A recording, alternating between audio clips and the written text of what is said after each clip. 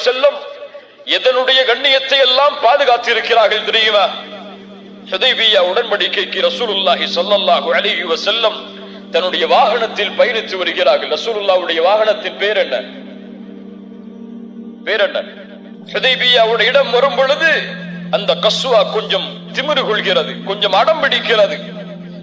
சஹாபாக்கள் சொன்னார்கள், கஸ்வா திமிரு கொள்கிறது, கஸ்வா திமிரு கொள்கிறது, முரண்பிடிக்கிறது.